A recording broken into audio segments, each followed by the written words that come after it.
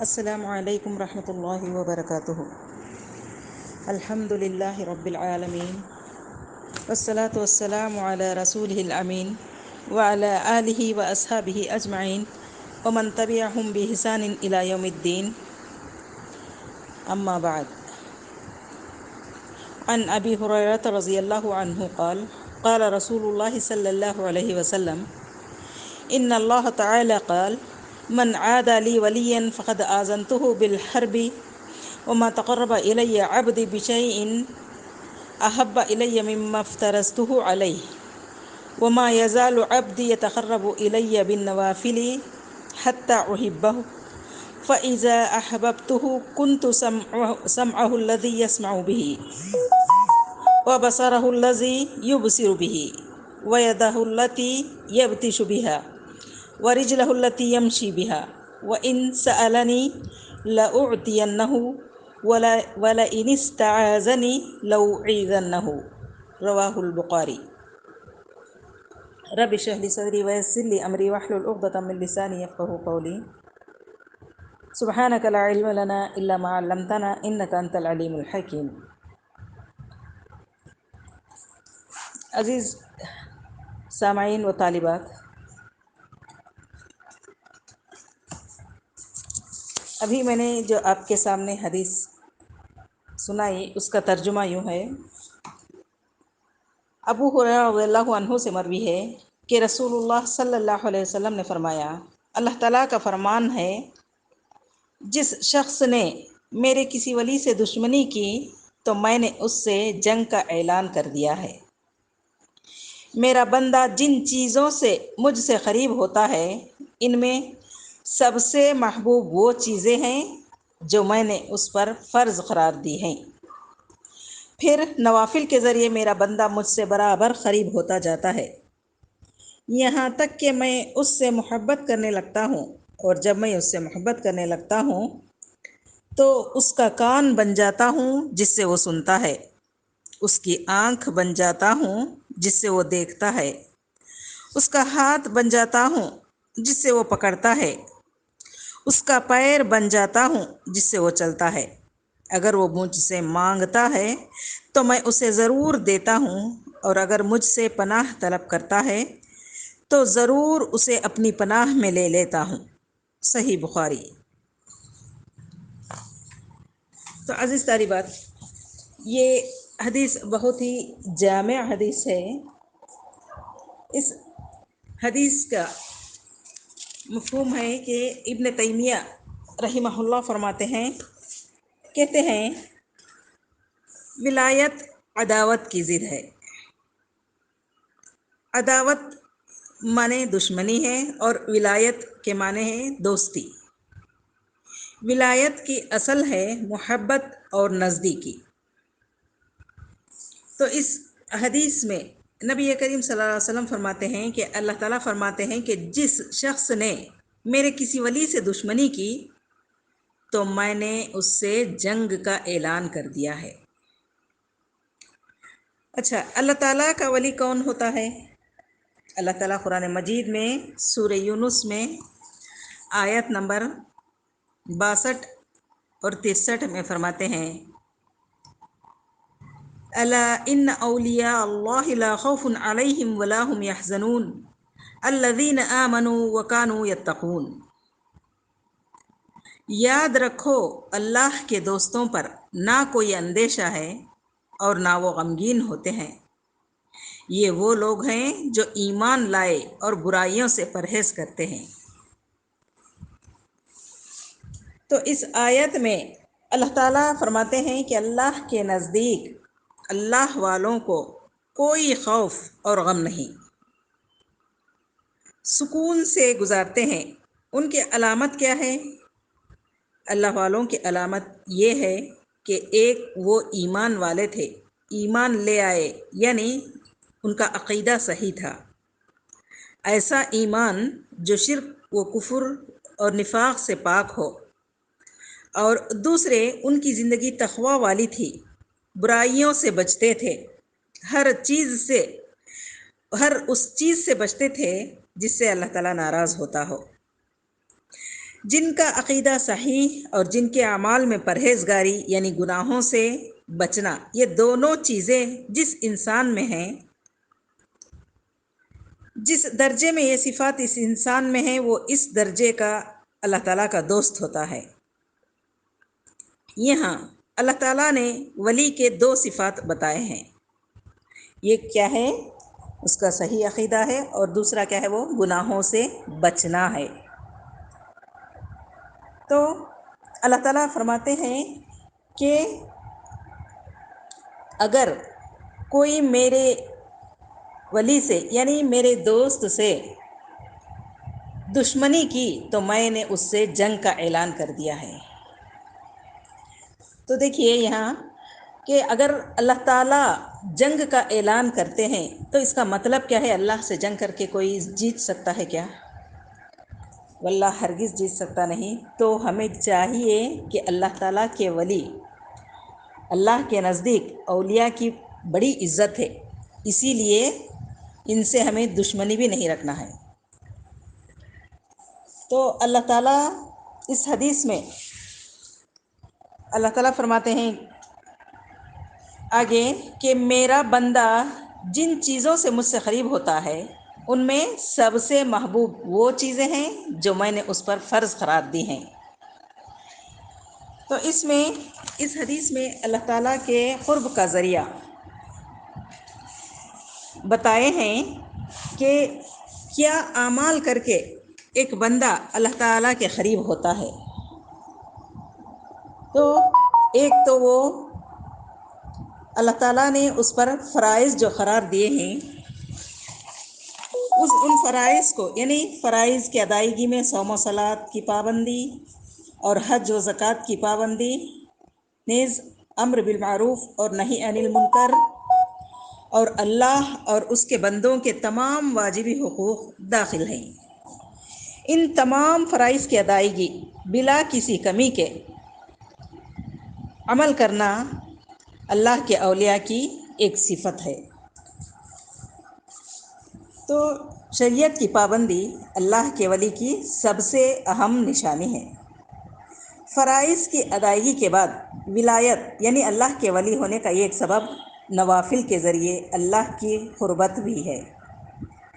جس قسم کی عبادت فرض ہے، اسی طرح کے نفل بھی شریعت میں پائے جاتے ہیں۔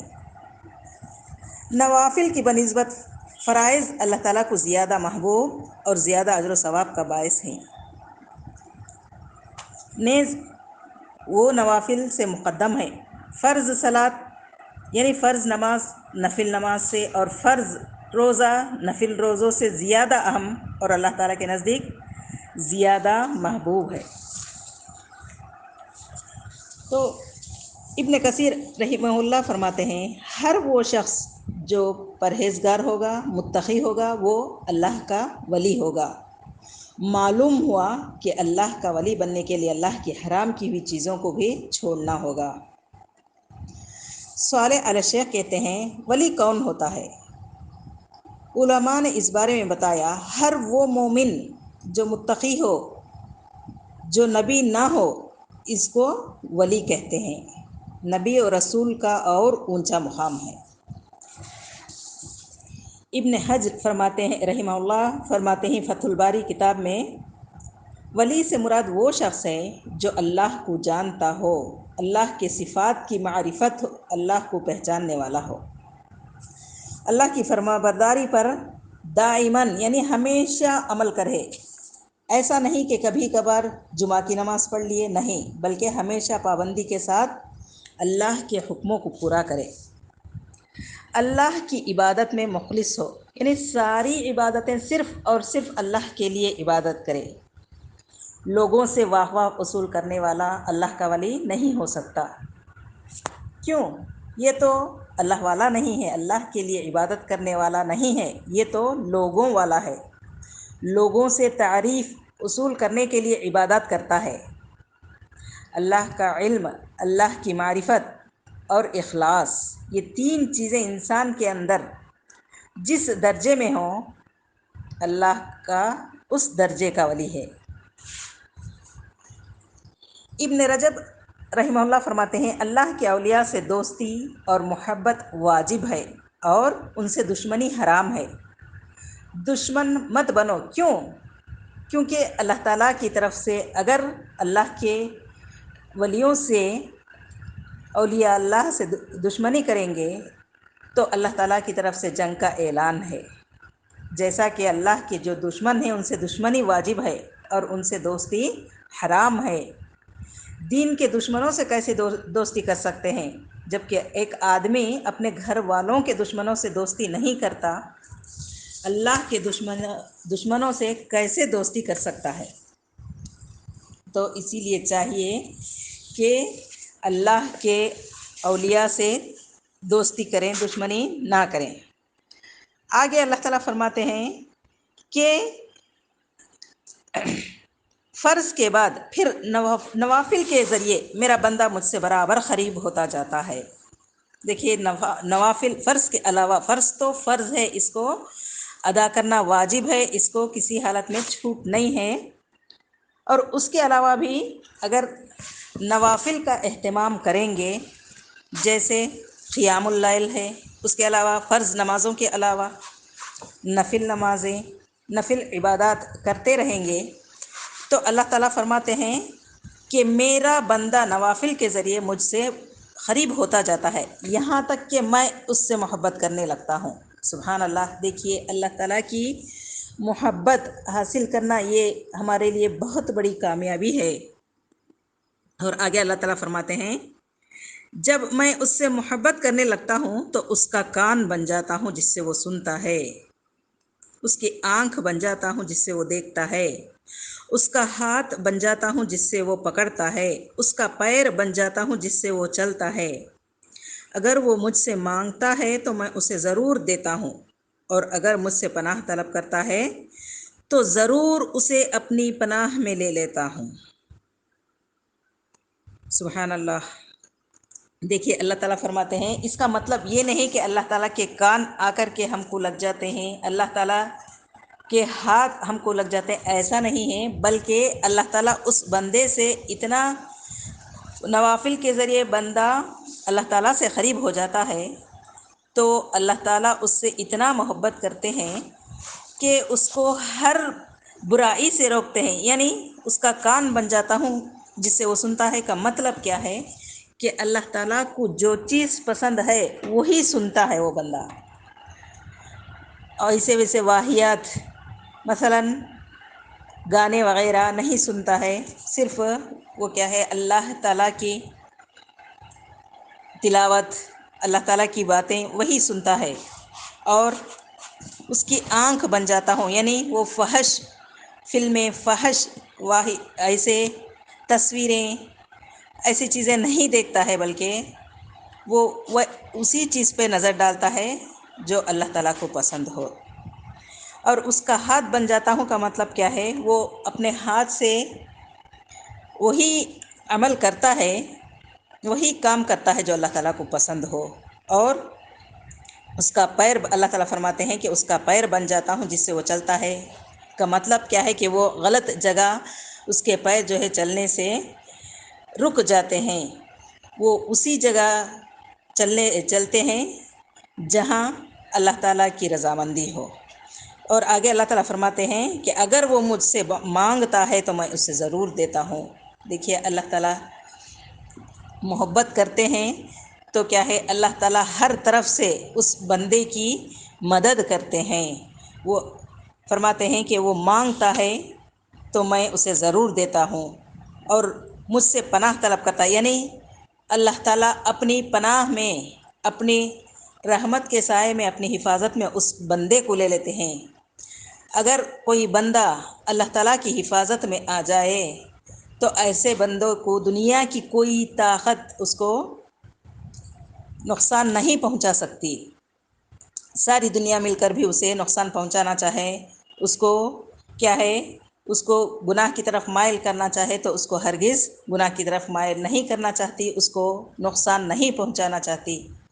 تو ہمیں چاہیے کہ اس حدیث سے ہمیں سبق ملتا ہے کہ اللہ کے اولیاء اللہ سے ہم بھی محبت کریں، ہم بھی ان سے کیا ہے میل ملاپ رکھیں، اور اللہ تعالیٰ کے قرب حاصل کرنے کے لیے، یعنی اللہ تعالیٰ کے قریب ہونے کے لیے، اللہ تعالیٰ کی محبت پانے کے لیے ہم کو جو اللہ تعالیٰ نے ہم پر فرض عبادات ہم پر حکم کیے ہیں، اس فرض عبادات کے علاوہ بھی ہمیں نوافل کے ذریعے اللہ تعالیٰ کو قریب ہونے کی کوشش کریں۔ اللہ تعالیٰ سے دعا ہے کہ اللہ تعالیٰ ہم تمام کو فرائض کے علاوہ نوافل عبادات بھی ادا کر کے اللہ تعالیٰ کا قرب حاصل کرنے کی توفیق عطا فرمائیں، تاکہ اللہ تعالیٰ کی محبت ہم کو نصیب ہو۔ اللہ تعالیٰ ہم کو دین اور دنیا میں کامیاب کرے، آمین ثم آمین۔ وآخر دعوانا ان الحمد للہ رب العالمین، والسلام علیکم ورحمۃ اللہ وبرکاتہ۔